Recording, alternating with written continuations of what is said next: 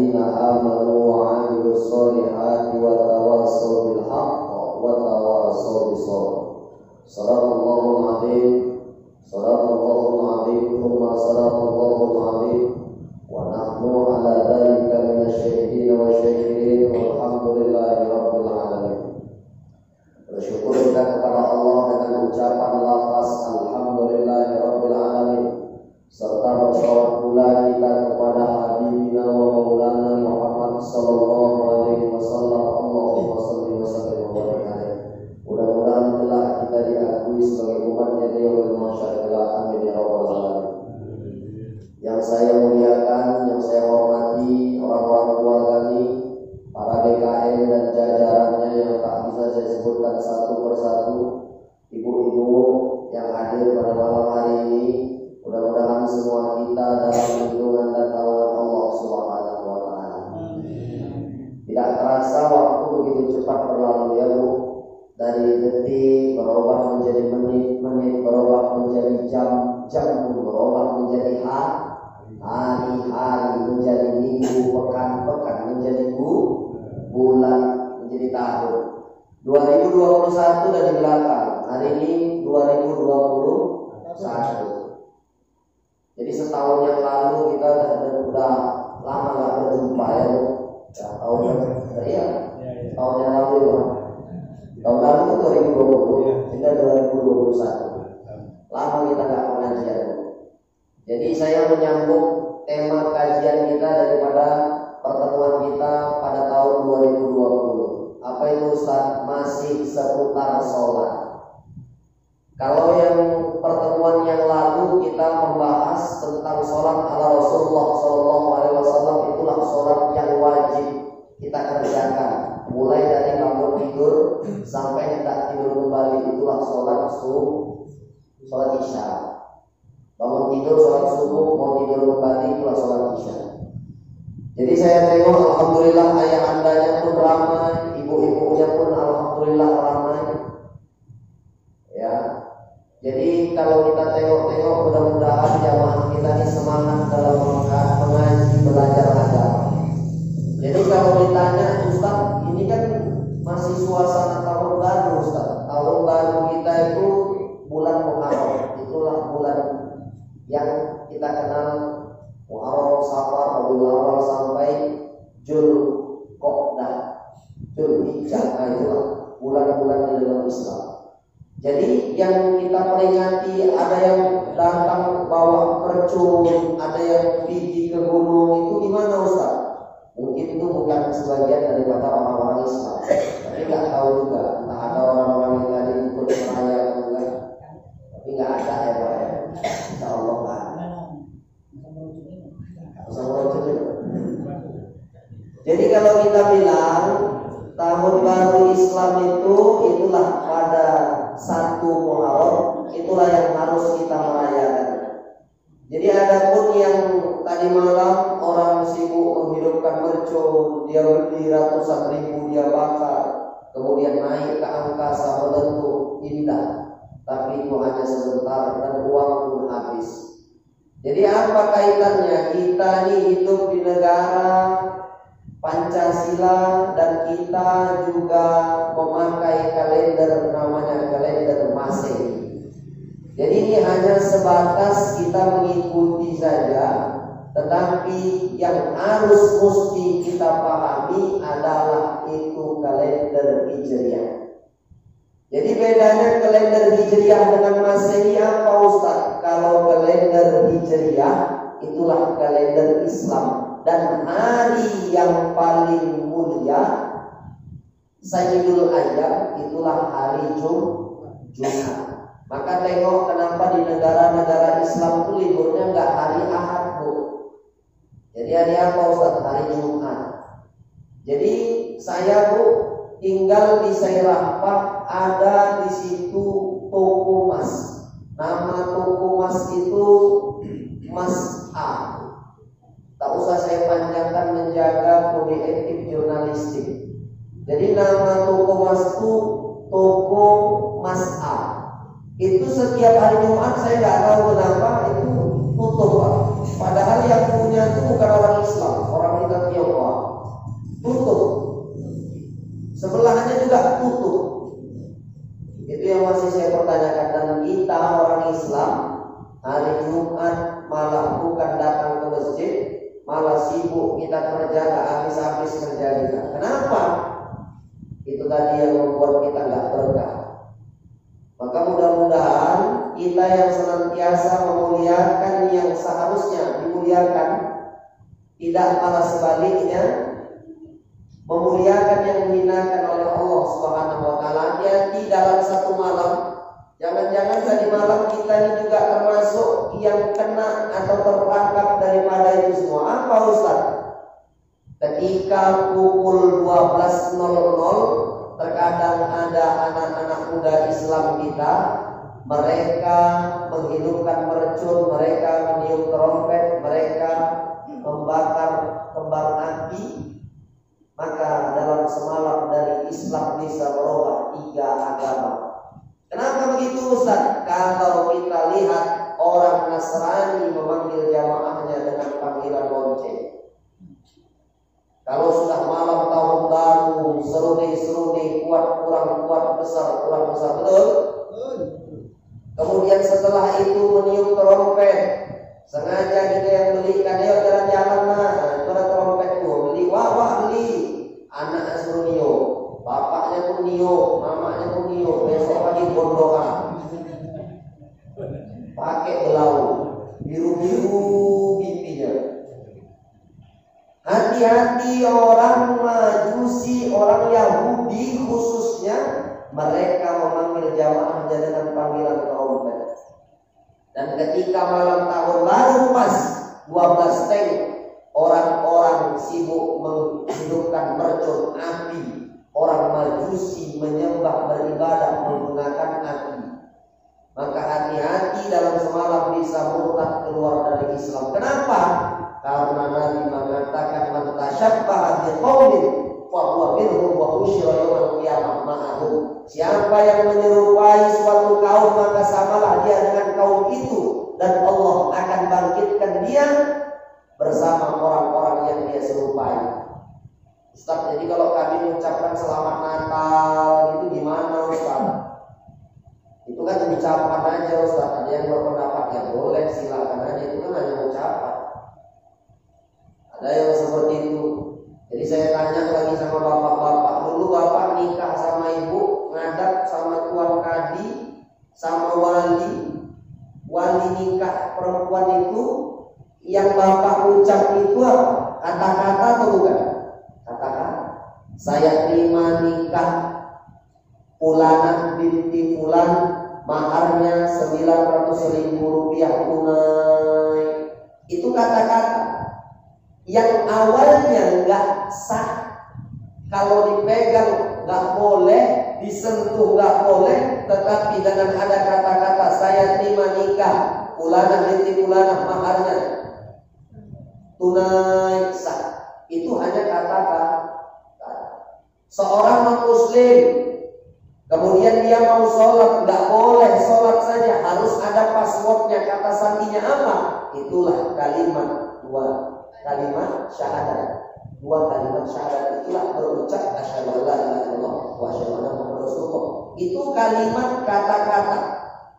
Apalagi kita yang hanya mengeluarkan kata-kata, walaupun maksud hati kita sebenarnya nggak mau seperti itu, tapi kawan kita banyak non-muslim, aku care sama kita, walaupun tidak seakidah, tapi kita diikat dengan negara. Engkau gotong royong boleh, aku ikut gotong royong, tapi kalau soal agama, wala ana abidu ma abattum wala antum abiduna ma a'budu lakum dinukum waliya. Kalau sudah masalah agama, maaf, kawan kita pun ngerti, gak apalah kita ucapkan seperti selamat Natal ya. Tapi dia sering Ustaz ucapkan sama aku, ucapkan sama keluarga kami selamat Idul Fitri. Ya kalau dia biarkan saja, tapi agama kita melarang untuk itu. Jadi gimana caranya? Ya udah biarkan saja. Gak usah kita ucapkan selamat Natal. Kalau kita mengucapkan selamat Natal ada 3 konsekuensi. Yang pertama, kita mengakui bahwasanya kepercayaan mereka benar, dan itu tak boleh di dalam Islam. Nah, mungkin itu saja sebagai pengantar untuk kita. Mudah-mudahan yang hadir pada malam hari ini tetap semangat dan diberikan kesehatan oleh Allah Subhanahu wa taala.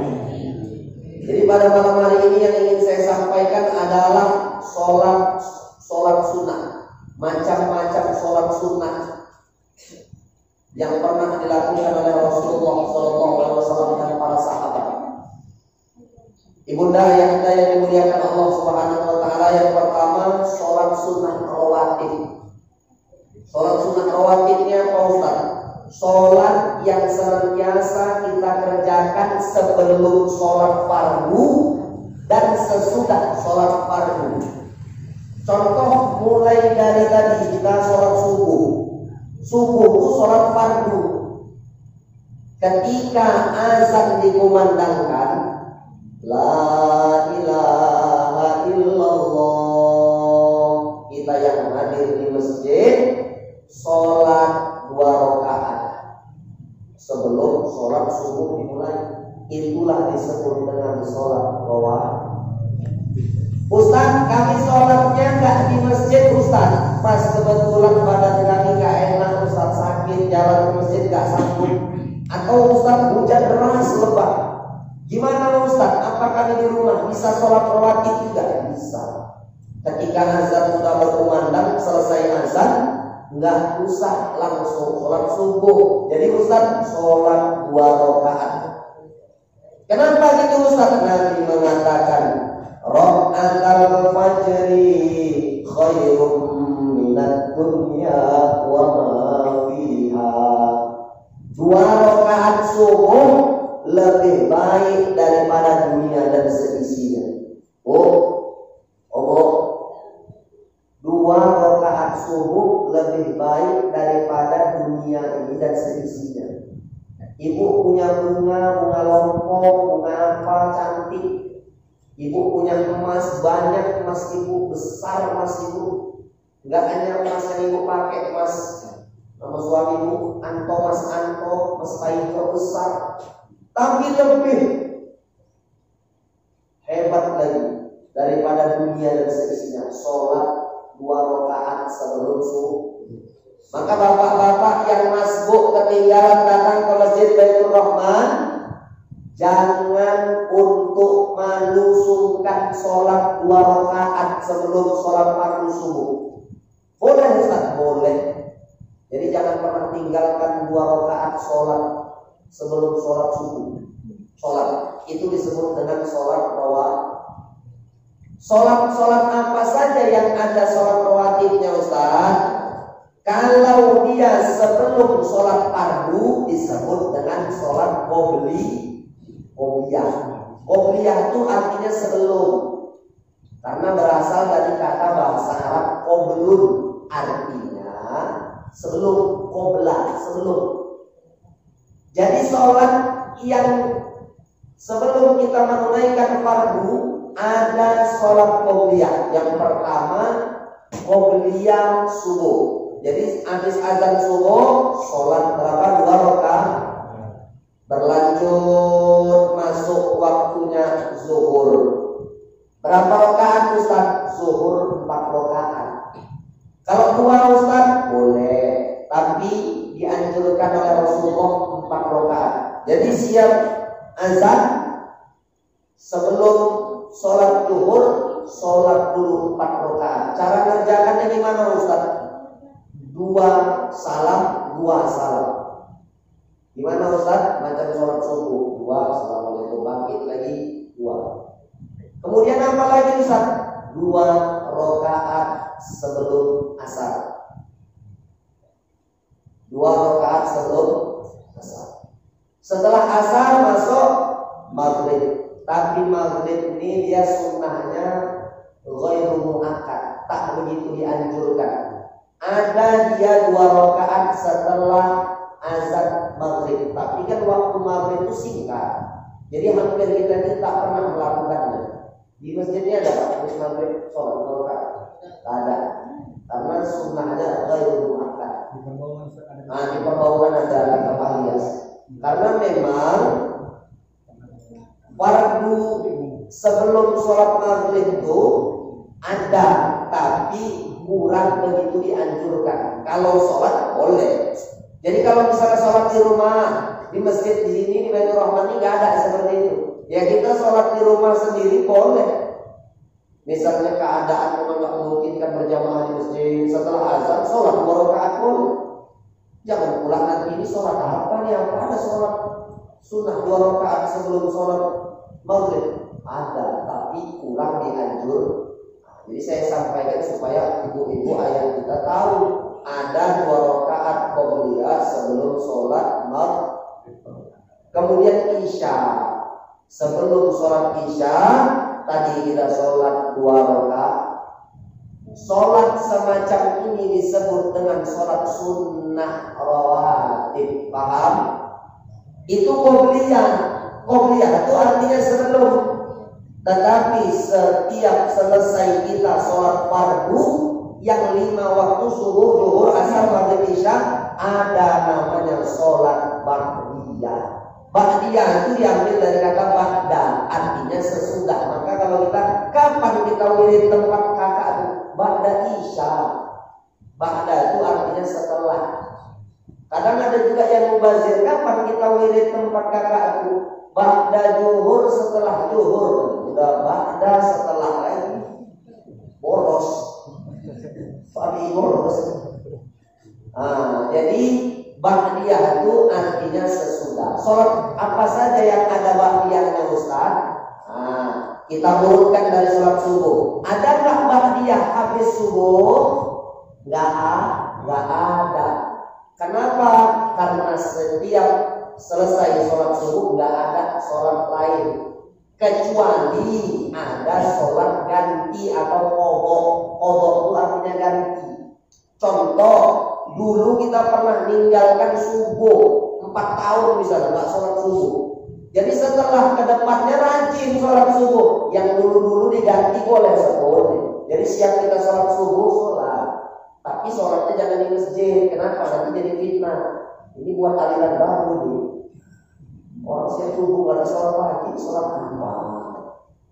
Jadi pun yang nengok itu jangan suruh tanya dulu, bang sholat apa? Bang sholat ganti. Jangan suka sikit-sikit memponis, menjustifikasi orang cepat kan. Biji kali menengok kakak itu pasti utang itu kereta itu. Padahal jual warisan di kampung. Kita tuh suka sikit-sikit memponis orang, tapi jamaah pada tengah ini desa Dusun Pasar Balok ini nggak ada macam itu ya, Bu. Nggak ada baik-baik insyaallah. Udah diurut ke bawah. Zuhur, ada nggak ba'diyah zuhur? Ada. Jadi siang sholat zuhur, sholat 2 rakaat. Jangan pulang dulu sholat. Masuk di bawahnya asar. Ada ba'diyah asar? Nggak ada. Siang sholat asar nggak ada. Kemudian maghrib, habis maghrib ada ba'diyah? Ada. Jadi habis maghrib ba'diyah sholat 2 rakaat. Kemudian habis isya ada ba'diyah? Ada. Jadi cara ingatnya habis subuh nggak ada, habis asar nggak ada, lainnya ada.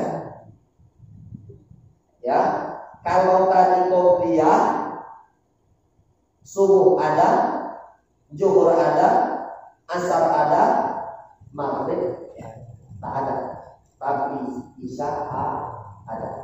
Siap sholat kita kerjakan, sebelum sholat kerjakan, inilah sunnah rawatib.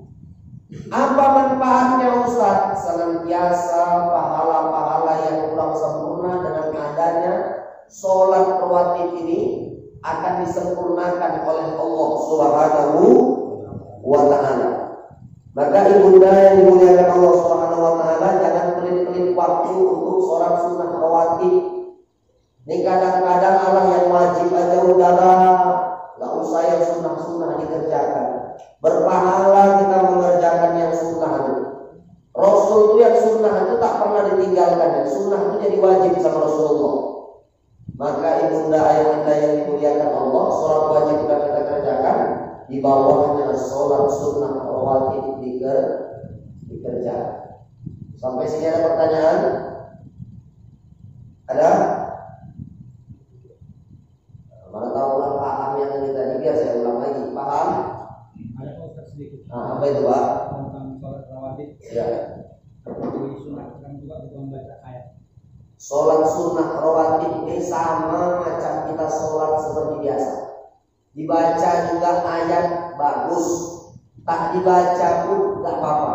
Karena tak sah sudah. Tapi kalau pun dibaca mantap. Nah, gitu, paham? Nah, masuk di bawahnya setelah sholat rawatib ada sholat sunnah duha. Apa Bu? Sunnah duha. Jadi kita mau ulang-ulang saja. Sunnah duha itu dari jam berapa ke jam berapa Ustaz? Untuk di Indonesia ini umumnya itu dari jam 8 sampai mau masuk zuhur. Jadi afdalnya itu 8, 9, 10. Ini afdal waktu sholat duha. 8, 9, 10. Jadi sholat duha ini salah satunya ada kesulitan, ada sakit keluarga, kita sendiri sakit, bermohon ketika sholat duha. Bahkan suami-suami yang kerja keluar, ibu sholat duha itu bentak sajadah, bermohon kepada Allah itu menaikkan rezeki dan disampaikan untuk suami dan keluarga kita. Mau Bu? Nah, maka jangan tinggalkan sholat duha. Maka ibu-ibu yang jualan, yang kerja sama orang, biar orang itu suka sama kita, jualan kita habis pakai pelaris. Apa pelarisnya Ustaz? Sholat duha. Jangan nyimpan batu kecil di dompet. Ditaruh nanti ada bacaan-bacaan diikat pakai karet, taruh plastik, taruh 4 duit di kaleng. Biar supaya jaga tuyul, biar gak diambil. Biar supaya jualannya laris itu tak betul.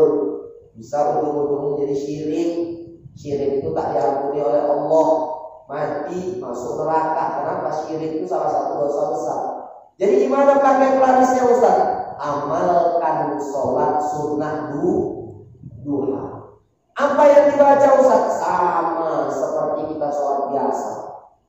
Ayatnya Ustaz? Sama.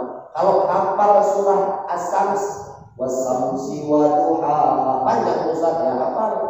Kalau nggak hafal ya hafal. Rakaat kedua baca wa duha, karena menceritakan tentang waktu duha.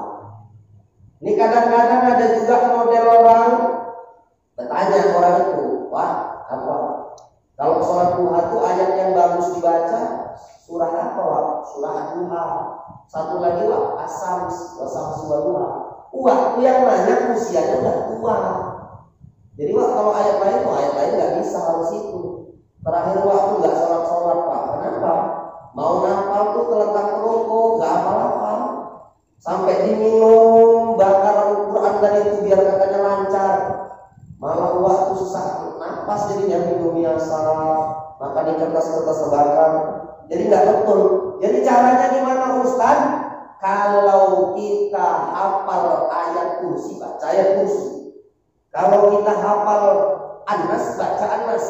Kalau kita hafal Al-Ikhlas, kulhu, baca kulhu. Nggak usah dipersulit. Cuma bacanya itu jangan sungsang. Paham itu sungsang. Al-Fatihah, Al-Baqarah, jauh kali.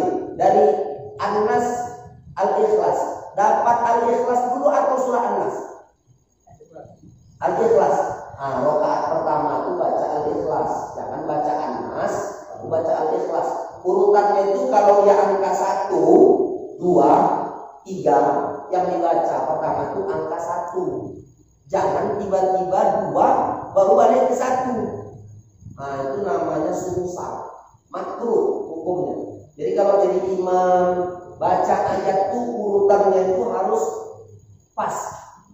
Misalnya Al-Baqarah, nah baru An-Nisa. Jangan surah An-Nisa dulu tiba-tiba dibalikkan ke surah Al-Baqarah. Itu namanya imam sungsang. Kalau anak bayi lahir sungsang aja payah betul. Nah, jadi ibu baca ayat itu berurut, harus teratur. Paham? Dari sholat sunnah duhanya ada pertanyaan? Nggak ada? Masuk yang ketiga, sholat sunnah tasbih.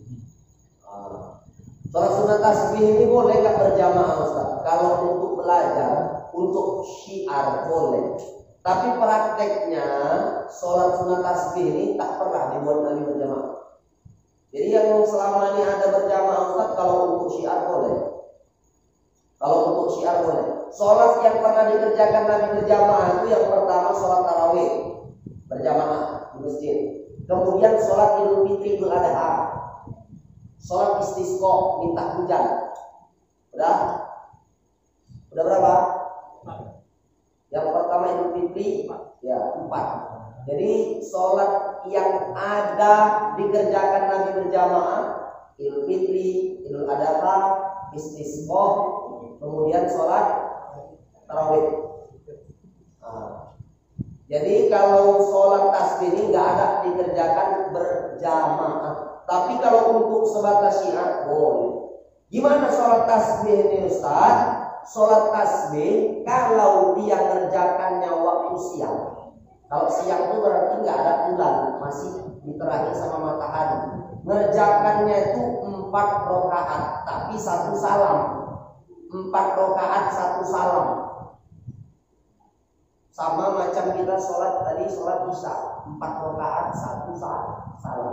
Tapi kalau dia di malam hari 2 rakaat salam, 2 rakaat salam. Jadi 4 rakaat 2 salam. Nah, jadi kalau bapak mengerjakan di rumah sendiri boleh. Berjamaah kami Ustaz boleh. Jadi kalau mengerjakannya di gimana Ustaz? Sama macam kita sholat sunnah biasa. Cuman bedanya pertama niat usolli sunnah tasbih. Kalau nggak bisa sengaja sholat tasbih 4 rakaat karena Allah lillahi ta'ala, Allahu Akbar. Jadi baca iftitah, setelah iftitah al-Fatihah, setelah al-Fatihah baca surah pendek.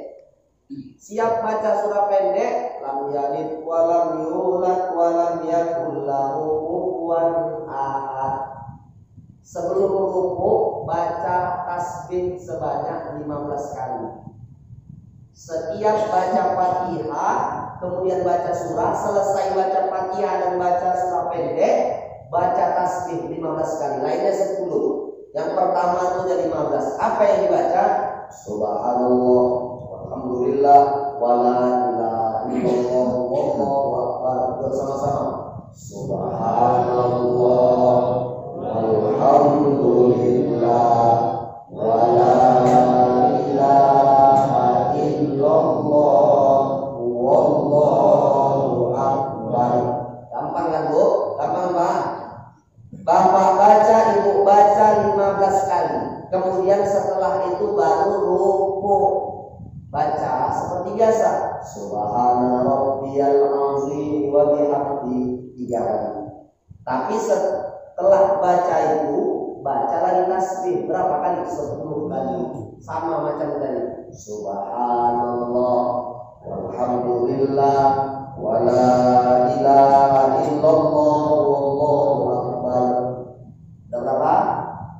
15 tambah 10 25. Kemudian bangkit, sami Allahu liman hamidah, Rabbana lakal hamdu milkus samawati wa milkul ardi wa milku ma syi'ta min syai'in ba'du. Baca tasbih subhanallah walhamdulillah wala ilaha illallah wallahu akbar 10 kali. 25 ke 10 35. Kemudian sujud Allahu akbar subhana rabbiyal a'la wa bihamdi 3 kali. Setelah itu baca subhanallah walhamdulillah wala ilaha illallah wallahu akbar. Berapa tambah 10? 45. Kemudian duduk di antara 2 sujud. Rabbil firli warhamni wajburni warfa'ni warzuqni wahdini wa'afini wa'fu'ani. Bacanya pelan-pelan. Karena ada 8 proposal yang kita minta sama Allah ketika kita duduk di antara 2 sujud. Ini kadang-kadang apa-apa nih baca. Sujud lagi. Pelan-pelan. Rabbil firli ampuni aku, warhamni sayangi aku, wajburni cukupi aku, wahdini berikan petunjuk. Ada doa di situ. 8 proposal kita minta, banyak nggak? Kalau proposal itu cair kan lumayan. 2.400.000 itu cair UMKM Pak. Banyak di sini cair Bu. Banyak. Kalau banyak ya gunakanlah sebaik-baiknya.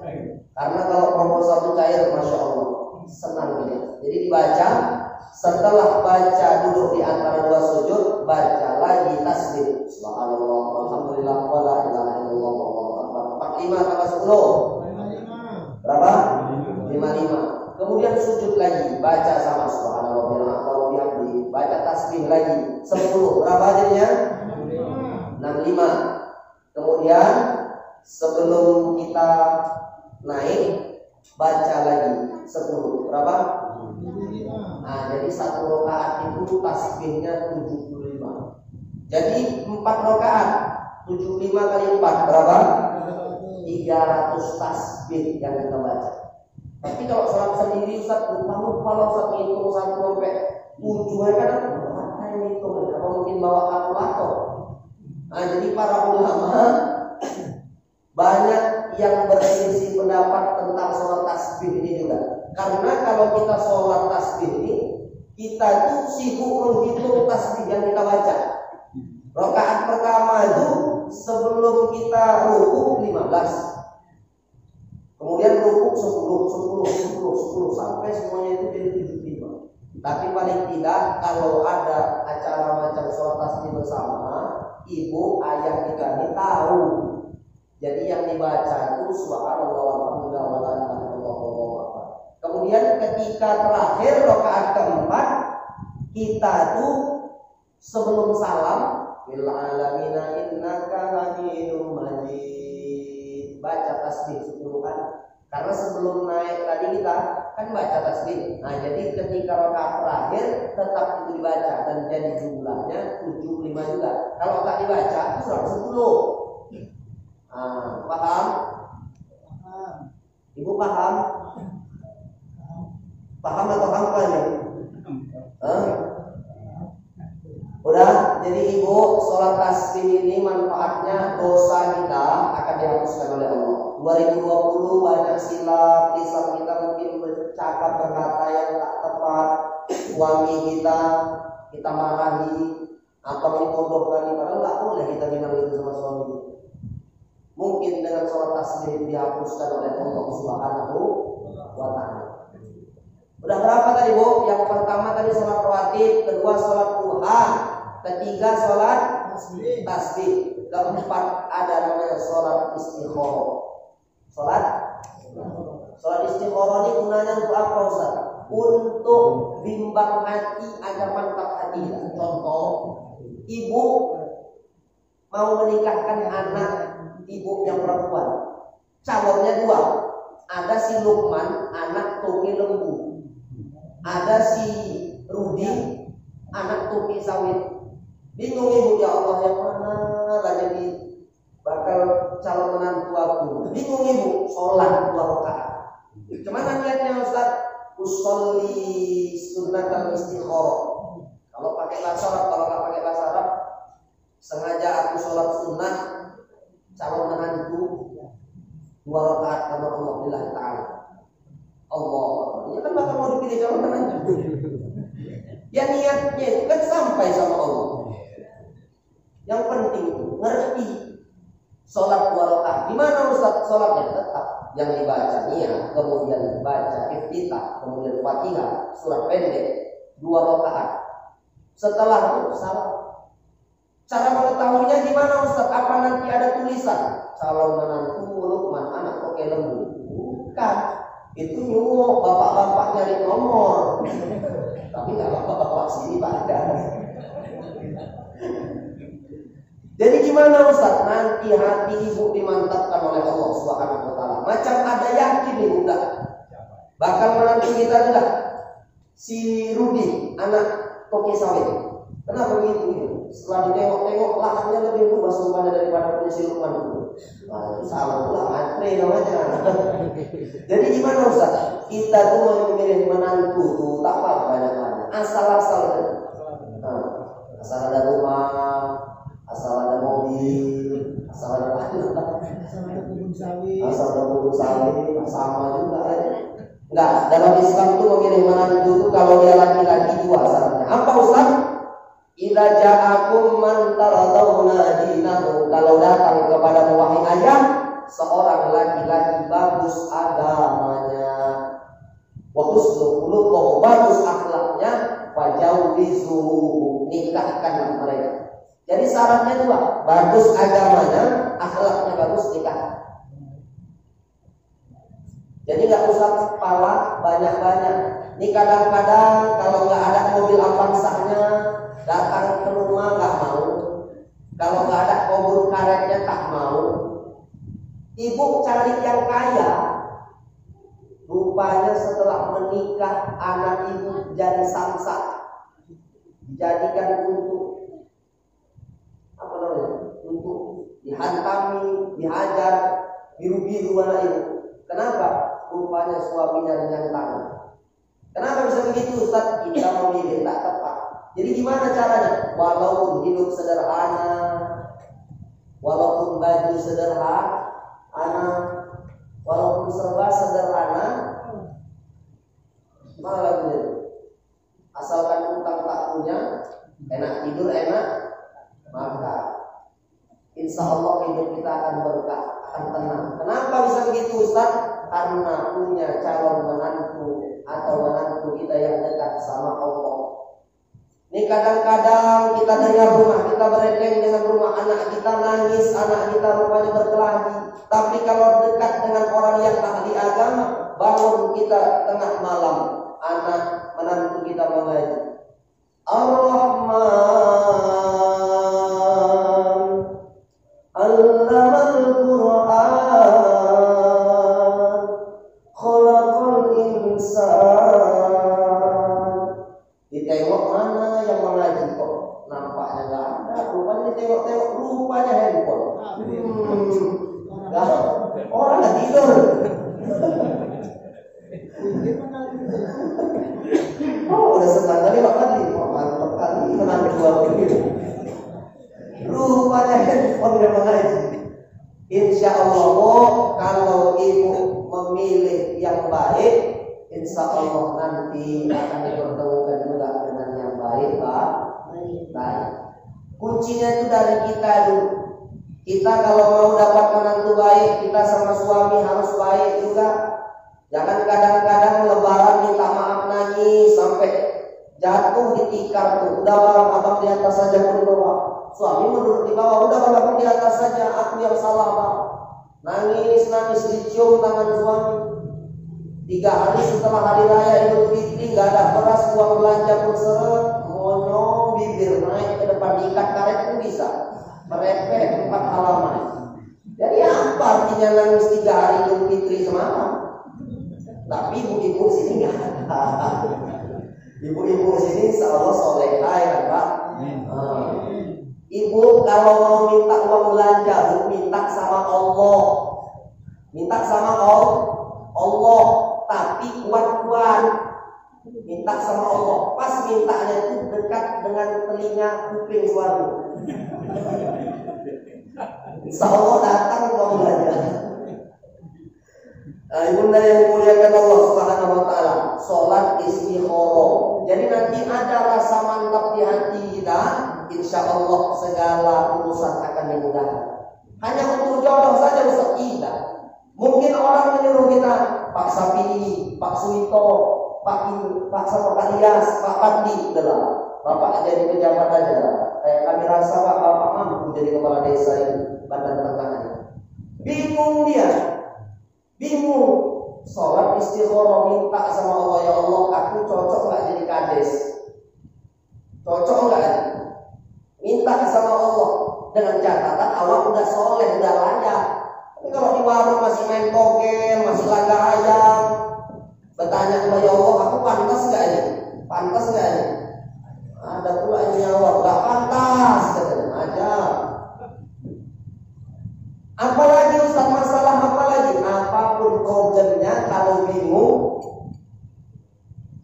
sholat istikharah.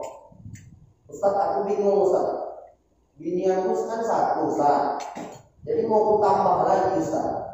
Perlu nggak sholat istikharah Ustaz? Nah, itu jangan. Masih ada ibu, ada satu aja diurus.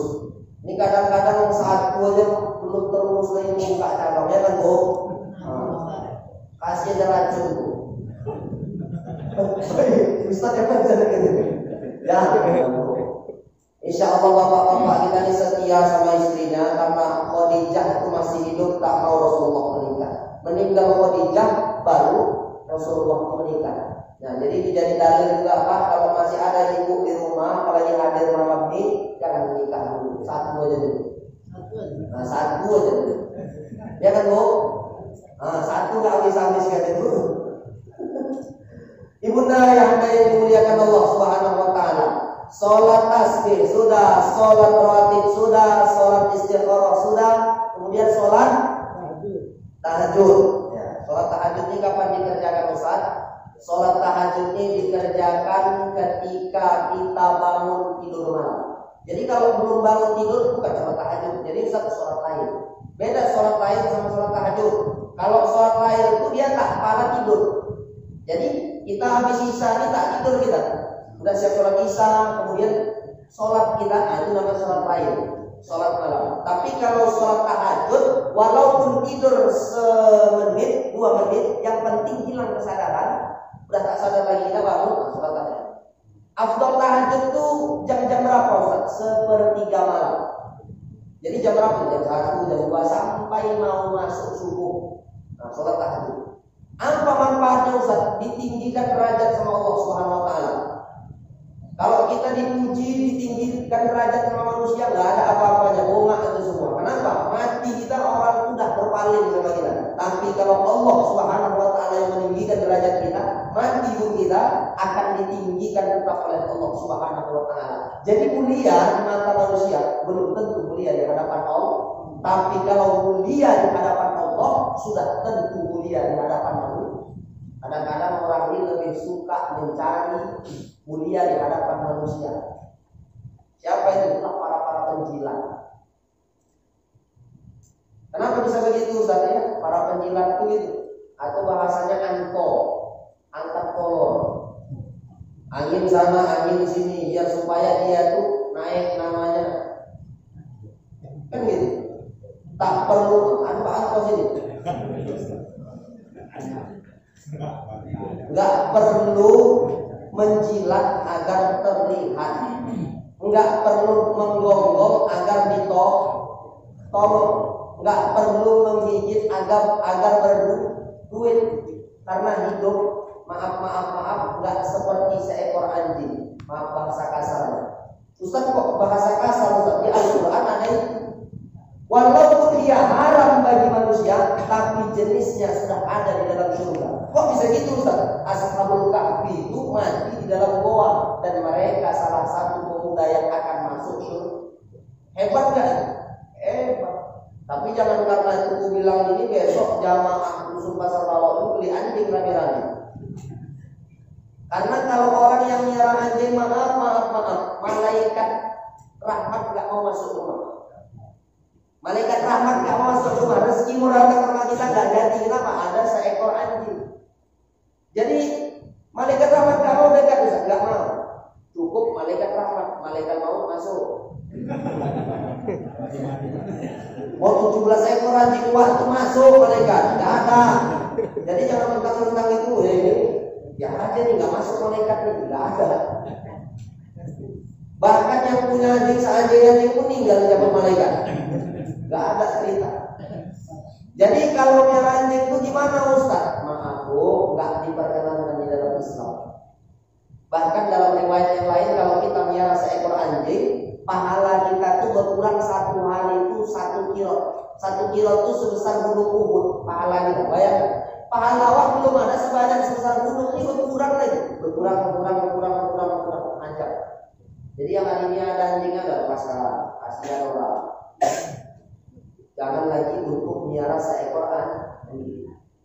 Kenapa begitu Ustaz? Memang begitu dianjurkan di dalam Islam. Malaikat itu tak mau masuk, terkhusus adalah malaikat rezeki, malaikat rahmat tak mau dia masuk. Masuk. Malaikat maut masuk. Nah. Jadi ibunda ayah anda yang dimuliakan Allah Subhanahu wa taala, salat tahajud niatnya gimana Ustaz? Usolli sunnat tahajud rakaataini lillahi ta'ala, 2 rakaat. Lebih dari 2 rakaat boleh sampai tak terhingga. Sanggup ibu 2 rakaat kerjakan, 4 rakaat kerjakan, 6 rakaat kerjakan, 8 kerjakan, tak terbatas. Paham? Ayat yang dibaca apa Ustaz? Terserah. Hafal ibu al-lail baca, karena al-lail itu menceritakan tentang malam. Wal-laili idza yaghsha wan nahari idza tajalla. Apa sila? Jangan karena mentang-mentang disuruh baca surah al-lail, bapak itu tak hafal surah al-lail. Yang hafal dia laili. Laili itu kawan dia sekolah dulu. Nah. Jadi apa yang hafal baca. Apa yang hafal baca. Tapi ingat ayat Al-Quran. Jangan apa yang diingat dia rupanya ingat cuma sholat bola. Dibaca itu gelangnya 2 gram 4 gram tak sah. Nah jadi ibu tahajud dibaca ayat yang paling mudah yang kita hafal untuk membacanya. Paham? Nah, setelah itu sholat apa lagi Ustaz? Ada namanya sholat tasbih, sholat istikharah, kemudian ada namanya sholat witir. Sholat witirnya apa Ustaz? Witir itu artinya ganjil. Makanya kenapa kita zikir itu harus yang ganjil-ganjil. Ya kan Bu? Nah, makanya saya cerita sama Pak Lias. Kemudian ada namanya daun keji beling. Daun keji beling itu salah satunya obat untuk melunturkan batu ginjal. Tukara atau ginjal, tapi bukan bata ya. Nah, itu diminum. Nah itu dia kalau dia siang 7 lembar, kalau malam 5 lembar, direbus airnya itu diminum 1 sampai 2 gelas. Nah ini aku macam ini ke tukang obat ini. Nah, kenapa harus yang ganjil-ganjil? Karena dalam hadis dikatakan Innallaha witrun, Allah itu tunggal, Allah itu tak berbilang. Wa yuhibbul witra, dan Allah suka yang ganjil-ganjil, bilangan yang ganjil. Kenapa? Kita itu disunahkan tuh kalau makan kurma berapa? 2 atau 3? 3. Kemudian berapa? 5, 7, 9, 21, 25, 27 sekilo. Cara mengingatnya kumpulkan aja biji ya. Jangan dimakan sama biji-bijinya, lu pola. Nah jadi witir itu untuk menyempurnakan sholat kita. Contoh kita sholat isya, ya 4 rakaat. Itu kan genap. Ditutup nanti witir bangun malam, ataupun sebelum kita bangun ditutup. Jadi berapa Ustaz? 3. Berapa lagi Ustaz? 5. Pokoknya ganjil. Afdolnya dikerjakan 3. Kenapa kita sholat tarawih itu ditutup witir 3? Tapi ingat, nggak ada 2 witir dalam 1 malam. La witroni fil lail, nggak ada witir dalam 1 malam. Maka kalau bapak punya kawan sholat tarawih dia tiba-tiba pulang, itu kenapa? Dia mau witirnya di rumah, mau sholat lagi dia. Nah, jangan kita bilang ajaran baru apa-apa. Tidak, dia mau sholat lagi. Pernah ibu jumpa kawan macam itu? Nah, bapak pernah. Nah, jadi jangan heran, karena orang semacam itu dia mau sholat lagi. Itu paham? Paham Bu? Nah, kemudian ada namanya sholat sunnah taubat. Sholat sunnah taubat. Sesuai dengan namanya taubat. Taubat ini diambil dari kata bahasa Arab tabayatuhu, artinya kembali. Apa Pak? Kembali. Maksudnya kembali apa Ustaz? Kembali dengan jalan yang benar. Ihdinas siratal mustaqim, jalan yang lurus. Kenapa bisa begitu Ustaz? Mungkin kita pernah melakukan kesalahan, punya dosa, maka sholat sunnah taubat. Dulu pernah masuk penjara, dulu pernah melarikan kereta orang, dulu pernah melarikan bini orang, bisa. taubat, sholat, usolli sunat taubat, rokaatain lillahi ta'ala, sholat. Setelah itu gimana Ustaz? Menyesali lah. Yang udah sholat taubat besok laga jam lagi. Tak ada gunanya. Nah, jadi sholat sunat taubat itu ada dosa-dosa kita yang pernah lalu, yang pernah kita buat dihapuskan oleh Allah Subhanahu wa taala. Kayak ini kita udah masuk 2021, 2020 mungkin pernah salah hilang sholat kita, sholat sunat taubat pulang dari dengar pengajian ini boleh Ustaz. Ayat yang dibaca gampang. Hafal dulu, baca dulu. Rakaat kedua Anas. Assalamualaikum warahmatullahi wabarakatuh. Assalamualaikum warahmatullahi wabarakatuh. Siap. Cara-cara sholatnya udah kita bahas beberapa pekan yang lalu. Gampang. Paham? Baru masuk sholat sunnah gerhana. Pernah di masjid yang mengadakan sholat sunnah gerhana? Pernah. Gerhana itu ada dua, gerhana bulan atau gerhana matahari. Kalau gerhana matahari dia khusuf pakai K, khusuf. Tapi kalau gerhana bulan pakai kho, khusuf. Nah, jadi sholli sunnatal khusuf rakaatain lillahi ta'ala, itu gerhana matahari. Tapi kalau gerhana bulan sholli sunnatal khusuf pakai kho. Nah, kalau nggak ngerti bahasa Arab, bahasa Indonesia aja. Sengaja aku sholat gerhana matahari karena Allah lillahi ta'ala. Sengaja aku sholat gerhana bulan karena Allah lillahi ta'ala. Saya udah beberapa kali sholat gerhana matahari, termasuklah di Medan. Dan sholat gerhana matahari ini sama dia seperti sholat Idul Adha, ada khutbah. Tapi cara sholatnya tidak seperti itu. Sholatnya seperti sholat biasa, cuma rukuknya 4 kali. 2 rakaat, rukuknya 4. Gimana gitu Ustaz? Pertama baca niat usolli sunnatal khusuf, sengaja aku sholat gerhana matahari 2 rakaat karena Allah Ta'ala, Allahu Akbar. Kemudian baca iftitah. Setelah baca iftitah baca Fatihah. Walil maghdubi alaihim waladdallin amin. Kemudian baca surat dari Al-Qur'an. Disunahkan rakaat pertama itu agak panjang daripada rakaat kedua. Nah, jadi baca dah. Setelah itu ruku. Jadi saya praktekkan. Walil maghdubi alaihim waladdallin amin. Baca misalnya surah Al-Ikhlas. Qul huwallahu ahad, Allahus samad, lam yalid wa lam yulad wa lam yakul lahu kufuwan ahad. Ruku. Allahu Akbar. Subhana rabbiyal azim wa bihamdihi, subhana rabbiyal azim wa bihamdihi, subhana rabbiyal azim wa bihamdihi 3 kali. Sami Allahu liman hamidah. Langsung bersedekap lagi. Kemudian baca Fatihah lagi. Nah, itu beda di sini. Saya ulangi lagi. Sholat niat, sengaja aku sholat sunnah gerhana 2 rakaat karena Allah lillahi ta'ala. Baca iftitah. Setelah baca iftitah baca Fatihah. Kemudian baca surah pendek. Contohnya baca surah Al-Ikhlas. Qul huwallahu ahad, Allahus samad, lam yalid wa lam yulad wa lam yakul lahu kufuwan ahad. Allahu Akbar. Ruku. Baca subhana rabbiyal azim wa bihamdihi 3 kali. Sami Allahu liman hamidah. Imam baca lagi Al-Fatihah lagi. Alhamdulillahirabbil alamin wa lillahi alaihi waladdallin amin. Kemudian baca ayat pendek lagi seperti biasa. Habis itu ruku, ya sholat seperti biasa. Bedanya di situ saja. Baca Fatihahnya 2 kali. Makanya saya bilang rukunya 2 kali. Setelah siap sholat salam, khotib naik ke mimbar. Khotib sama seperti Idul Fitri. Siap khotib tak takbir Allahu Akbar, Allahu Akbar, salam siap. Kenapa begitu Ustaz? Itulah dikerjakan Rasulullah SAW. Kamu, nah jadi sholat yang pernah dikerjakan Nabi berjamaah itu sholat yang pertama tarawih, kemudian sholat apa lagi tadi saya bilang gerhana Idul Fitri.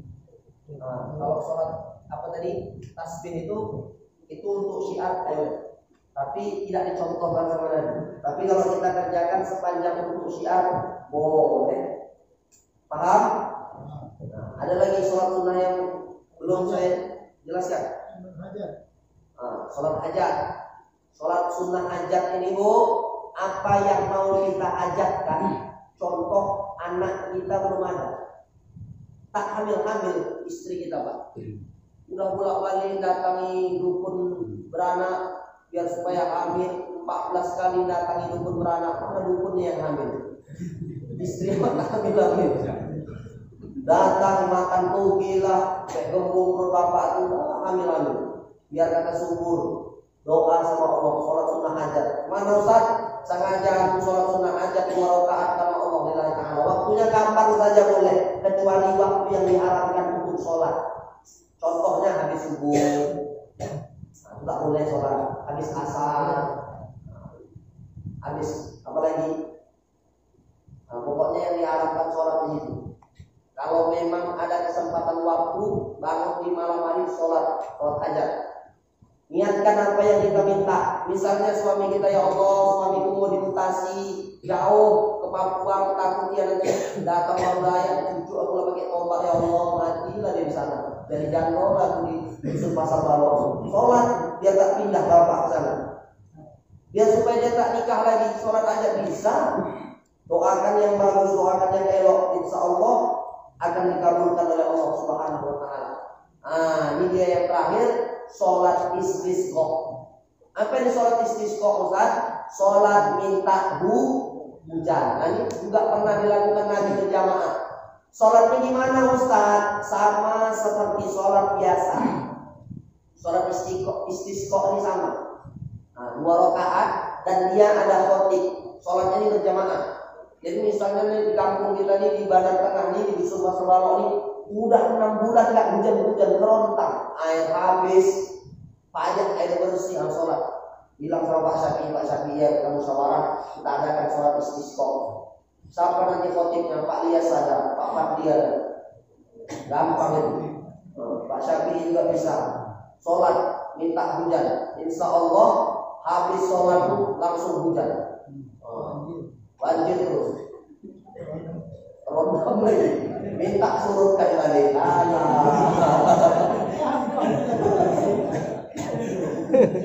Udah tadi kerontak. Rupanya kederas hujan. Tak surut. Banjir. Jadi sholat sunnah ini kita kerjakan perlahan.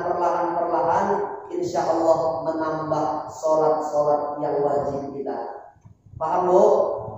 Jadi seperti biasa, setelah kita paparkan, saya buka sesi tanya jawab. Bagi Bapak dan Ibu yang mau bertanya, ya kami persilahkan untuk bertanya. Bosan dari pertanyaan Ustaz. Boleh sunnah tadi saya pernah dengar, saya baru pernah ikuti. Sholat isku sakbal sampai 100 rakaat berjamaah. Itu gimana?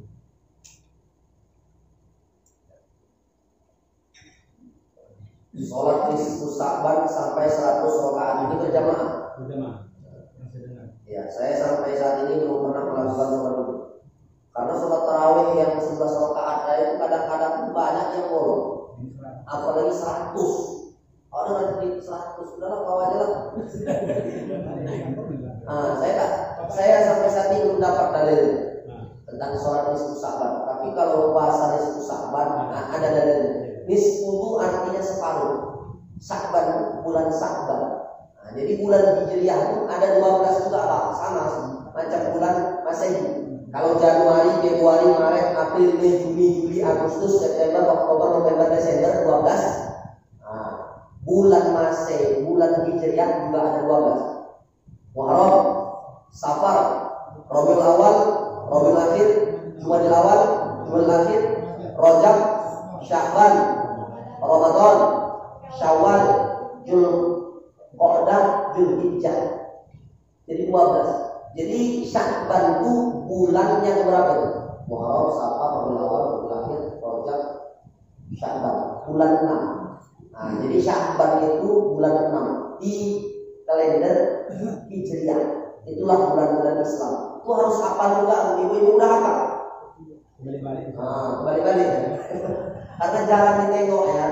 Makanya ibu-ibu harus punya juga kalender Hijriah di rumah. Jangan kalender Masehi. Kadang kalender Hijriah ini Pak, dia ada di kalender Masehi, cuman angkanya dikecilkan aja. Jadi kita tuh yang udah umur tuh kadang suka nampak. Ini buatlah kalender juga. Jadi biar supaya ngerti ya, di HP canggih, HP Android udah ada itu kalender Hijriah, bisa ditengok di bawahnya. Jadi dengan puasa nisfu Sya'ban itu ada dalilnya. Tapi kalau untuk sholat 100 rakaat nisfu Sya'ban berjamaah pula itu, nah, ini nanti akan saya cari.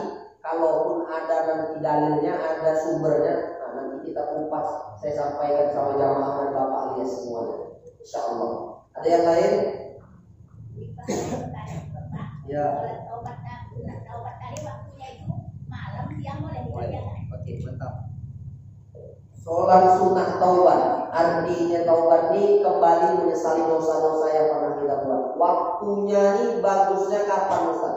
Kalau dia duha jelas waktunya itu 8, 9, 10 pagi. Kalau dia tahajud sepertiga malam dan harus tidur. Tapi kalau sholat sunnah taubat bebas waktunya. Mau siap zuhur boleh, mau siap maghrib boleh, mau habis isya boleh. Yang penting sholatnya itu yang waktunya itu boleh melakukan sholat. Kalau habis subuh ada sholat nggak? Nah, tak boleh sholat. Jadi selain waktu yang diharapkan sholat, boleh sholat sunnah. Nah, boleh kapan saja. Paham? Bapak? Apa dia ketua? Sholat fajar, jadi yang mana dikatakan sholat fajar? Baru satu kali. Kalau tidak sholat itu, apakah bisa disebut dengan menakut ataukah kalau kita pernah sholat itu langsung disebut sholat dulu? Jadi sholat fajar itu sebenarnya itulah sholat sunnah 2 rakaat. Nah, sholat fajar. Jadi sholat sunnah fajar ini dia ini sholat 2 rakaat sebelum subuh. Makanya tadi rakaatul fajri khairun minad dunya wa ma fiha. Enggak disebutkan rakaat subuh, enggak ada subuh, tapi fajri. Nah, jadi rakaatul fajri 2 rakaat sebelum subuh lebih baik daripada dunia dan seisinya. Jadi fajar itu sebelum subuh. Nah, itu disebut dengan fajar. 2 rakaat sebelum subuh sholat kita itu selain namanya sholat sunnah rawatib juga disebut dengan sholat sunnah fajar. Paham? Paham? Nah, kemudian kalaupun sholat dulu nggak optimal, nggak habis sholat, nggak putus, harus diganti sholat itu Ustaz. Kalau memang awak masih hidup, masih mau mengharap surga, berat yang kita kerjakan, berat juga nanti imbalan di hadapan Allah. Kalau ringan pula mengerjakannya, gampang pula hadiahnya bukan surga, jadi hadiahnya dispenser. Jadi berat kita mengerjakannya, berat juga hadiahnya surga. Jadi gimana Ustaz? Sholat-sholat yang lalu awak bolong harus ditebus Ustaz. Kalau memang sadar awak banyak dosa, yakin awak leh-leh. Nah, saya tanya sama bapaknya, ada dosa kita di masa lalu, yakin awak leh-leh atau awak ganti sholat awak yang lalu? Dan itulah sebab kenapa orang-orang tua kita dulu ada sholat awak yang tinggal dipotong. Puasa yang lalu-lalu anak lahir, anak menyusui, tak bisa puasa, potong ganti. Sholat sama puasa itu derajatnya yang paling tinggi mana Ustaz? Sholat. Sholat itu urutannya nomor 2. Syahadat, sholat. Zakat, berpuasa. Puasa itu nomor 4. Tak bisa awak puasa, tak bisa awak zakat, masih terpegang takwa. Dengan apa terpegang? Dengan sholat dan dengan syahadat. Tapi sempat awak tak sholat, niat kuah ini tak bisa dipegang, karena jempol tak bisa memegang kecuali dirim setan. Nah, itulah pentingnya awak sholat. Jadi kalau kira-kira ada dulu yang belum pernah terpenuhi sholat, tuntaskan sholat awak, sholat ganti, sholat kodok. Begitu aja. Harus diganti insyaallah. Jadi yang tadi jawabannya sholat fajar itu, ya itu sholat 2 rakaat sebelum subuh. Karena di dalam Quran itu tak ada bahasanya sholat subuh. Ibu cari dari sholat subuh. Makanya kalau ada orang, tak usah kita bahas hadis, tak usah kita percaya sama Rasulullah. Rasulullah manusia, aku manusia. Rasulullah salah, aku bisa salah. Rasulullah itu manusia, dia tak seperti manusia umumnya. Maka dia katakan, Anal bashar lakal bashar. Aku manusia tapi tak sama seperti kebanyakan manusia. Rasulullah itu salah satunya dia menikah bininya lebih dari satu. Salah satu penyebabnya tenaga Rasulullah itu 4 kali 6 kali satu orang laki-laki. Jadi 4 orang laki-laki, satu diri Rasulullah. 6 orang laki-laki, orang Arab kuat-kuat tegap, satu tenaga Rasulullah. Jadi hebat Rasulullah. Jadi kalau ada suami menikah lagi, kalau mungkin penyebabnya itu salah satunya hebat dia. Kalau ibu sendiri tak terkalahkan, bapak itu pada generasi 46, ibu kaptul. Nah, logikanya begitu. Nah, jadi salah satunya dalil sholat subuh itu tak ada di Quran, tak ada di dalam Quran, tapi ada di hadis. Nah, kenapa menjadi perintah juga sholat subuh? Jadi kenapa kita harus berpedoman kepada Quran, berpedoman kepada hadis? Jadi sholat subuh ada di hadis. Dan sholat fajar itu sholat 2 rakaat sebelum sholat subuh. Allah alam sholat. Ada yang mau tanya? Ya Bu. Tapi katanya sholat nggak bisa dikodok, karena katanya tak bisa berbaring tidur, tak bisa tidur dengan syarat. Syarat itu sholat sendiri. Jadi yang dipertanyakan ini dulu jadi bajingan tadi. Jadi bukan dia ini tak bisa sholat. Bisa dia sholat, tapi dalam keadaan berumur sama dosa, tak penting bagi dia sholat. Rupanya 20 tahun akan datang jadi orang soleh. Yang dulu itu kan bajingan tengik, tak pernah dia sholat. Sholat yang lalu-lalu itu dikodoknya, siap dia sholat sholatnya subuh satu lagi. Kenapa? Mengganti sholat subuh yang dulu pernah dia tinggalkan itu. Bukan maksudnya dia itu tak bisa sholat karena sengaja. Bukan maksudnya, tadi kan berbaring, nggak bisa berbaring, isyarat itu maksudnya kan. Nah ini permasalahannya dia dulu nggak sholat, rupanya tobat jadi orang rajin sholat. Yang dulu tuh apa hilang begitu aja? Enggak. Jadi harus gimana? Diganti. Caranya gimana? Ngomong. Siap sholat subuh satu lagi. Siap sholat zuhur satu lagi. Siap sholat asar, begitu seterusnya. Jadi pertanyaan Pak Safi tadi, apakah sholat yang dulu belum awak kerjakan harus ditebus Ustaz? Jadi saya balikkan lagi sama bapak sama ibu. Kalau ibu kira-kira banyak luka di kaki ibu, apa mungkin ibu biarkan begitu saja, atau ibu ambil betadin atau obat pertolongan pertama ibu obati? Nah, obati. Begitu juga jawaban saya. Ada sholat yang dulu tinggal, ya awak kodok lah. Paham Bu? Ibu paham? Nah, kalau tak paham biar saya ulang sampai paham. Jam 12 itu tak apa-apa. Ibu isinya aku ulang. Mengkodo itulah. Kita kan nggak sholat maghrib, jadi sholat asar kan ketinggalan gitu kan. Pas siap maghribnya bisa kita kodo sholat. Ini bedanya dia sengaja sama tidak sengaja. Kalau kita misalnya, aku nggak usah sholat lah, aku kodok aja besok, itu tak boleh. Ya, umpama nggak sengaja tadi lah. Kalau nggak sengaja boleh. Beda dia sengaja atau nggak sengaja. Contoh nih, ini sholat isya nih, belum sholat di antara kita ada satu orang, besok aja aku kodok nih. Nah itu sengaja. Itu beda. Dalam perjalanan. Kalau dalam perjalanan itu bukan kodok namanya. Jadi yang Ustaz, yang kosor sama jamaah itu pun nggak boleh kodok. Beda dia kodok sama jamaah ya. Kalau jamaah dia dikumpulkan sholat yang waktunya berbarengan, contoh sholat zuhur dan sholat asar. Bapak nih sholat asar nanti ini nggak terkejar, jauh, nggak ada masjid. Sholat asar dimajukan di sholat zuhur. Jadi cara kerjakan sholat zuhur dulu, siap sholat zuhur, masuk sholat asar. Jadi sholat asar dimajukan di waktu zuhur. Nama sholatnya jamaah takdim. Aku kayaknya Ustaz asar ini dapat, tapi zuhur nggak dapat. Waktu zuhur ditarik masuk ke waktu asar, tetap yang dikerjakannya adalah sholat apa Ustaz?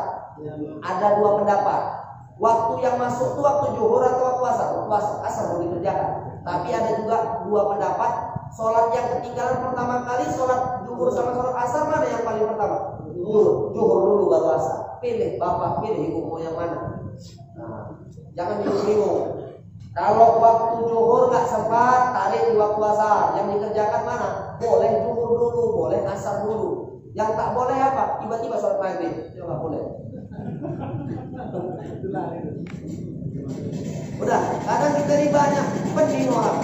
Mana yang betul nih? Ada yang satu ustaz bilang asar, karena waktu asar dulu yang datang. Sementara yang ketinggalan kan waktu zuhur. Nah, jadi boleh zuhur dulu, boleh asar dulu. Yang penting dua-dua kerjakan, paham? Nah, sementara qashar memendekkan sholat yang 4 rakaat atau yang 3 rakaat menjadi 2 rakaat. Contohnya sholat asar 4 rakaat. Ibu pergi dari Bandar Tengah ini ke, kalau dari Riau sini ada 90 km lebih, enggak 600, sudah boleh ibu sholat qashar. Cuman sholat qashar enggak? Sholat 4 rakaat jadi 2 rakaat. Sholat yang 4 rakaat jadi 2 rakaat. Jadi sholat asar tadi ibu nggak perlu ibu sholat 4 rakaat. Adapun ibu sholat 4 rakaat ya boleh. Tapi dapat dispensasi karena udah lewat batas. Rasul ketika dulu pergi lewat dia 90 km sholat jadi 2 rakaat. Untuk apa? Mempermudah orang yang berpergian. Tapi ingat, pergi itu bukan bawa laga ayam di sana.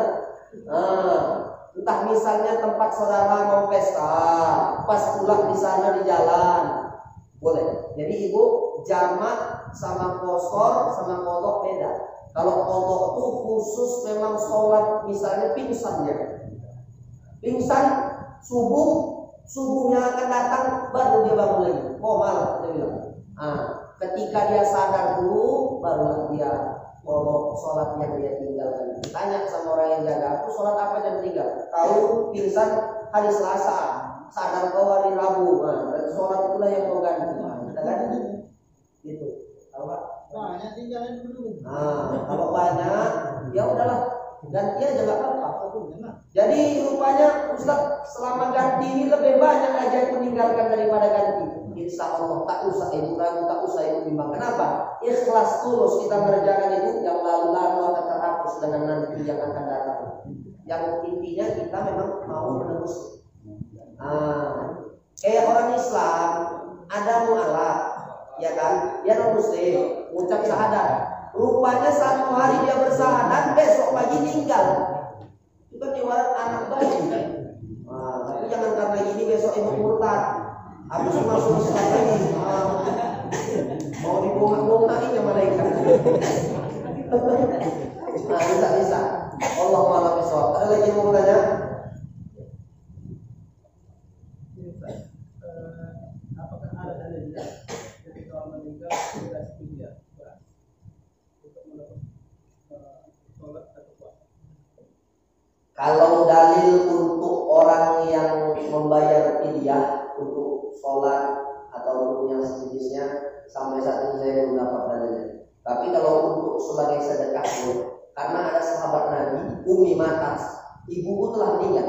Apa kata saudara anha? Bolehkah aku sedekah atas namanya? Kata Nabi, tasawwur, silahkan bersedekah. Bertanya lagi sahabat, ayo sedekatil afdal, sedekah apa yang afdal ya Rasul? Sakiyul ma, beri orang minum. Rupanya dulu di Arab itu panas. Kalau panas apa yang terjadi? Haus. Maka sedekah itu sesuai kebutuhan di tempat itu. Misal di sini, apa yang paling butuh sekarang? Beras, kasih beras. Ustaz, tapi nggak butuh beras, duit aja Ustaz. Kasih duit. Tapi kalau dalil meninggal bapak, meninggal mama, anaknya, ahli warisnya kasih beras, kasih kemudian apa itu? Beras aja. Kasih beras ini menebus dosa dulu emak meninggalkan sholat, nggak ada. Kenapa? Besok tak usah ayahku sholat, besok pesan ayahku. Kalau ayah meninggal kasihkan aja beras 4 karung. Itu untuk 4 tahun ayah tak sholat. Enak kali itu. Tak ada. Sampai saat ini saya tak jumpa. Nanti boleh juga saya cari, saya cross check. Ada pula dalil seperti itu enggak? Biar supaya umat ini paham. Tapi sejauh ini kalau bersedekah sampai. Kayak misalnya berkurban saja atas nama yang orang sudah meninggal boleh. Berkurban atas nama yang orang sudah meninggal boleh. Dalilnya apa? Rasul dulu pernah berkurban. Apa kata Rasul? Allahumma ala hada ummati. Gini bunyinya. Aku berkurban untukku wa ahli wa ummati. Ini berkurban atas namaku, atas keluargaku dan umatku. Saya tanya sama Bapak, umat Rasulullah itu hidup semua apa ada yang sudah meninggal juga? Itulah dalil menyatakan bahwa berkurban untuk orang yang sudah meninggal boleh. Tapi dengan catatan ibu atau bapak yang di rumah anak-anaknya sudah berkurban. Kenapa? Ini kadang-kadang awak dulu kan orang yang sudah meninggal, awak belum berkurban. Besok dia yang sonang, awak besok kena jirat sama mereka. Tahu kenapa lu disiksa? Dulu udah berkorban. Jadi itulah dalil bahwasanya orang yang meninggal itu sampai bacaan ataupun yang diberikan sedekah untuk orang-orang yang masih hidup atas nama yang sudah meninggal. Tapi kalau untuk menembus sholat sampai saat ini belum dapat saya dalil tentang itu. Begitu. Ada lain Bapak yang mau bertanya lagi? Oh, baca rekor. Jadi kalau masalah sholat subuh, kalau kita masuk, kalau kita tidak langsung ikut imam atau sholat sunat dulu? Kalau posisinya di masjid, ini kan di masjid. Iya. Kalau awak sholat sunnah dulu, kayaknya kan awak mendahulukan yang sunnah, bukan yang wajib. Makanya jangan terlambat. Datanglah berjamaah. Tapi kalau memang ini masbuk, memang kita penting kali sholat sunnah dikerjakan. Tapi ingat jangan sering-sering. Boleh dikerjakan. Misalnya orang itu lagi, tapi orang nggak dapat sholat berjamaah. Itu konsekuensinya itu. Konsekuensinya itu tak dapat awak pahala berjamaah. Jadi kalau bapak sholat subuh, sholatnya tadi lewat. Ada dua dilema. Bapak pilih yang wajib atau yang sunnah sekarang gimana? Tapi kalau posisinya bapak sholat di rumah, tadi yang saya bahas di rumah. Kalau bapak sholat di rumah, jangan pernah tinggalkan sholat sunnah 2 rakaat. Tapi kalau datangnya di masjidnya pula, jangan mentang-mentang besok bapak sholat dulu 2 rakaat. Padahal pas itu sholat berjamaah tak dapat. Iya, tapi kalau mungkin ada kawan bapak yang bersedia dia mau berimam bermakmum sama bapak, silakan. Ya, jadi ada pertanyaan, orang yang sudah sholat lagi boleh nggak? Boleh. Orang yang sudah sholat ngawani orang lain untuk sholat boleh. Ya, tapi tetap yang dihitung itu yang pertama. Jadi jangan mentang karena itu pahalanya makin banyak, enggak. Nanti besok aku sholat lagi, itu jadi hancur. Tapi kalau untuk mengawani kawan tadi biar supaya dia dapat pahala jamaah boleh. Dalilnya apa? Mu'az bin Jabal itu sahabat Nabi, dia sholat sama Nabi jadi imam. Rupanya Nabi pulang, Mu'az tetap rupanya datang kafilah baru, Mu'az jadi imam. Padahal tadi Mu'az sudah sholat. Itulah dalil kenapa orang yang sudah sholat boleh mengawani orang lain untuk sholat agar dapat pahala berjamaah 27 kali lipat pahala. Jadi tetap yang harus didahulukan yang wajib. Tapi kalau kondisinya di rumah, bapak tetap kerjakan yang rawatib, jangan sampai ditinggalkan. Dengan catatan ke masjid memang nggak bisa, mungkin karena gempa, mungkin ada angin puting beliung atau hujan lebat. Tapi kalau kejadian gini tenang-tenang ini, darah panas sekali ke masjid, ya, sholat di rumah itu jangan. Salah, ramaikan masjid. Ibu-ibu sholat di rumah silahkan. Tapi kalau untuk syiar boleh datang ke masjid. Tapi kalau afdolnya sholat di rumah di kamarnya. Begitu. Yang lain ada yang mau tanya? Apa itu Pak? Jangan diskusi dulu. Kenapa kodokan? Oh kalau sholat kodokan? Itu tadi. Kalau adaan itu artinya Pak bukan sendiri. Nah selama ini kan kita pakai adaan itu seperti adaan itu artinya tunai. Jadi kita sholat yang itu kan langsung. Jadi mau pakai adaan pun boleh, mau tak pakai pun boleh. Usolli misalnya sholat apa? Usolli fardhu subhi rakaataini qadaan. Mau pakai adaan pun boleh, nggak pakai pun boleh. Adaan itu artinya tunai. Nah, itu kan sebagai penekanan. Kalau orang-orang yang selain daripada pemahaman Imam Syafi'i, mereka tak pakai gitu. Cukup niat, sholat itu apa? Subuh. Ya udah, berapa rakaat? 2 rakaat. Apa ganti atau qadha? Qadha. Ataupun nggak qadha langsung.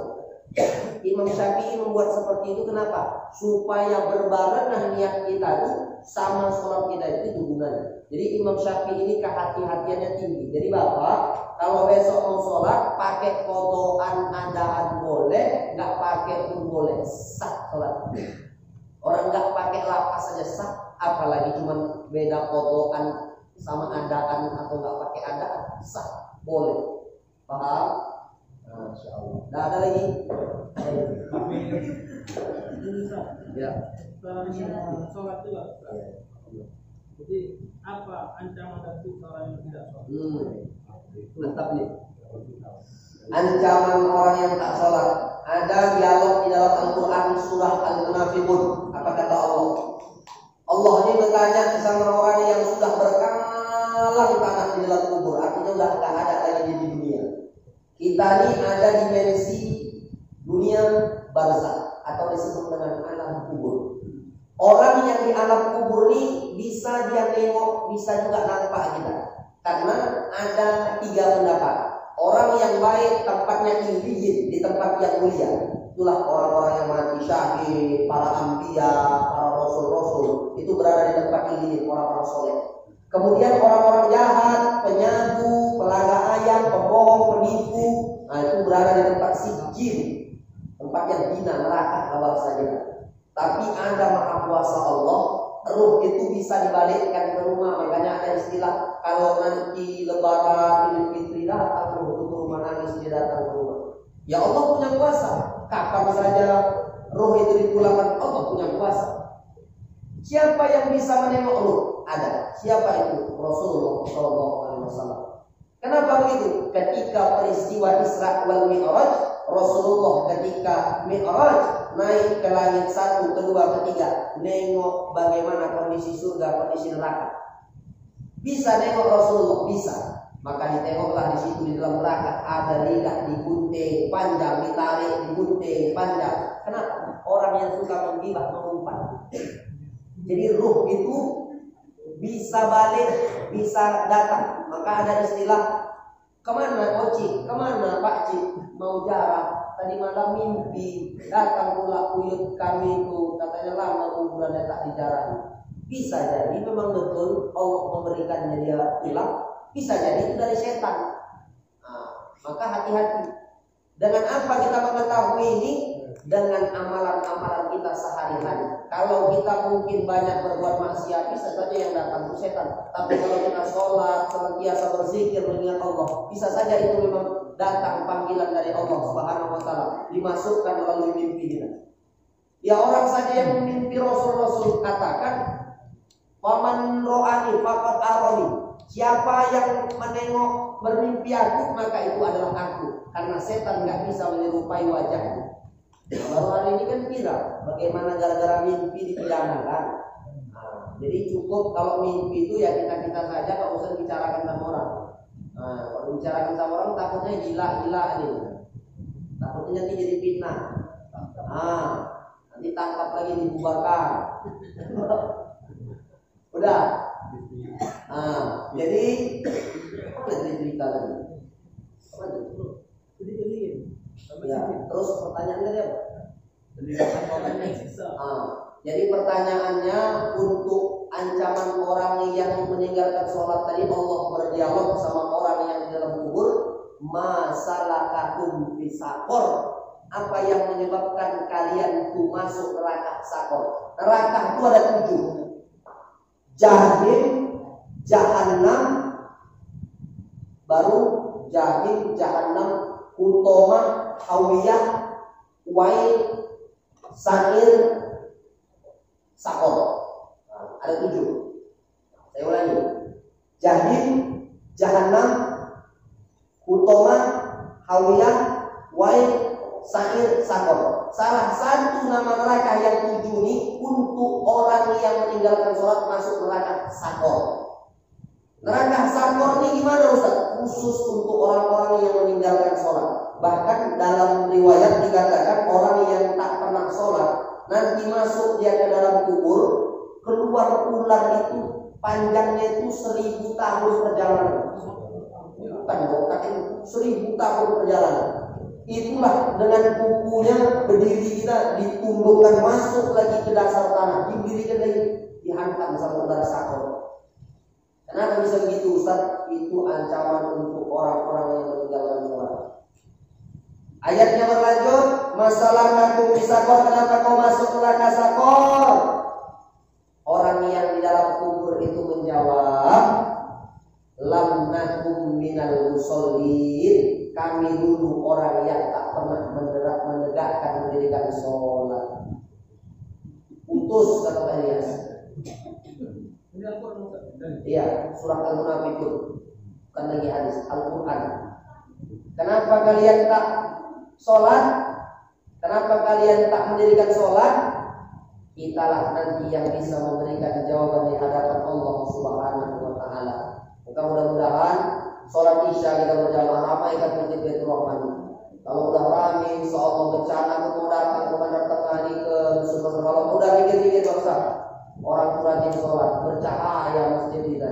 Maka mudah-mudahan itulah menjadi penolong untuk kita di kemudian kelak hari yang akan datang. Wallahu a'lam bishawab. Ada lagi yang mau tanya sebelum kita tutup? Jadi 10 kata Pak Ilyas. Ya Bu. Katanya orang baru meninggal ada sholat hadiah 2 rakaat setiap hari. Tersebut berikan.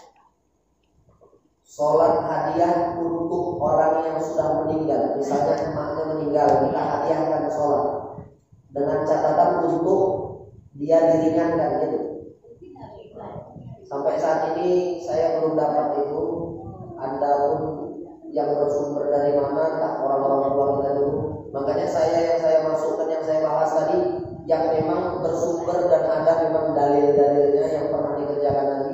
Kayak sholat berjamaah, itu tadi sholat hujan, sholat istisqa, kemudian sholat gerhana, kemudian Idul Fitri, kemudian tarawih. 4 sholat ini. Tapi kalau untuk sholat hadiah tadi orang meninggal, kemudian tadi apa tadi Pak? Yang 100 rakaat, sholat istisqa, berapa lagi tadi Pak? Itu nanti saya cari dalilnya. Kalaupun memang ada, pasti saya sampaikan sama itu. Mungkin keterbatasan saya yang mungkin selama ini belum dapat itu, ataupun memang nggak ada, tapi ibu dapat dari uyut-uyut atau orang-orang tua dulu, bisa kita kupas, bisa kita jadikan ilmu untuk kita semua.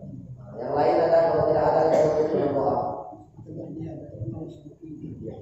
Mana Pak? Oke Pak. Nanti kita catat nanti. Udah? Ayo kita angkat tangan, kita berdoa kepada Allah Subhanahu wa Ta'ala agar apa yang kita laksanakan mendapat berkah dari Allah Subhanahu wa Ta'ala. A'udzubillahi minasyaitonir rajim. Bismillahirrahmanirrahim. Alhamdulillahirabbil alamin wassalatu wassalamu ala asyrofil anbiya'i wal mursalin wa ala alihi wa sahbihi ajmain. Allahumma ighfir lana dhunubana wa liwalidina warhamhuma kama rabbayana shaghira. Allahumma ighfir lana dhunubana wa liwalidina warhamhuma kama rabbayana shaghira. Wa li jaddina wa li jaddatina wa li jami'i ahli al-qubur minal muslimina wal muslimat wal mu'minina wal mu'minat al-ahya'i minhum wal amwat innaka 'ala kulli shay'in qadir. Rabbana hab lana min azwajina wa dhurriyyatina qurrata a'yun waj'alna lil muttaqina imama. Rabbana atina fid dunya hasanah wa fil akhirati hasanah wa qina adzabannar wa sallallahu wa sallama alaihi walhamdulillahi rabbil alamin.